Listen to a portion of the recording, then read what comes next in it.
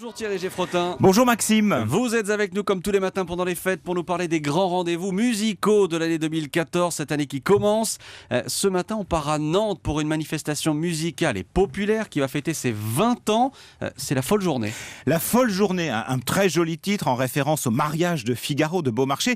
Mais c'est bien de musique qu'il s'agit, non de théâtre. Et la Folle Journée ne dure pas un jour, mais 5 jours, toujours à la fin de ce mois, du mois de janvier.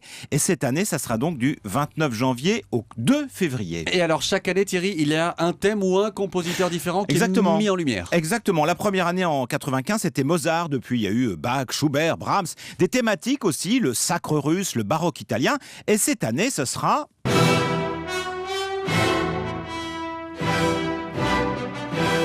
Ce sera Dvorak, la symphonie du Nouveau Monde. Oui, exactement, ça sera le Nouveau Monde. C'est le thème de cette folle journée. L'intitulé exact, c'est Des canyons aux étoiles, la musique américaine de 1860 à nos jours. Oui, j'aurais du mal à deviner là. Donc voilà, c'est le Nouveau Monde. Donc pas un seul compositeur, mais une multitude de compositeurs. Par exemple... Leonard Bernstein ou encore... Samuel Barber et son fameux Adagio. Allez, un petit dernier. Plus difficile.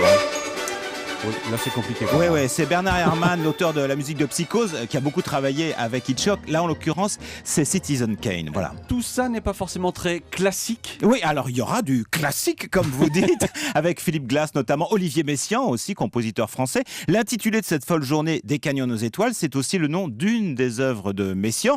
Puis il y a des compositeurs qui sont classiques, pas tout à fait classiques. C'est le cas par exemple d'Erich Wolfgang Korngold, auteur entre autres d'un concerto pour violon et aussi de musique de film.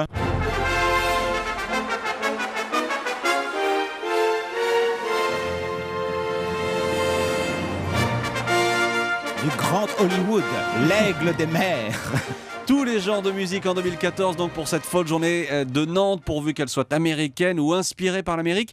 Combien de concerts en 5 jours ? Pas loin de 300 concerts, vous imaginez, à la Cité des Congrès de Nantes. Alors les concerts se succèdent à un rythme effréné, les spectateurs passent d'une salle à une autre. Grande effervescence aussi pour les artistes, qui ont souvent peu de temps pour répéter.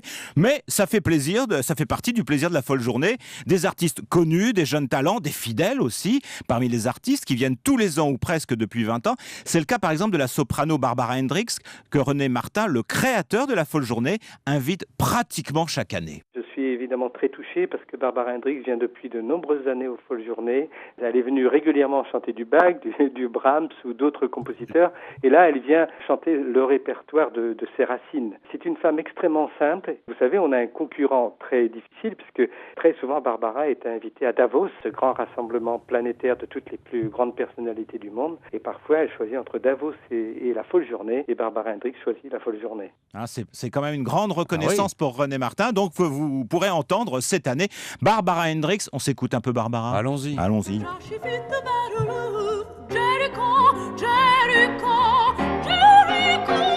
La voix de Barbara Hendricks ce matin sur Europe 1 pour la folle journée de Nantes. Merci Thierry. Bonne journée. À demain. À demain. Europe 1, il est 6h25.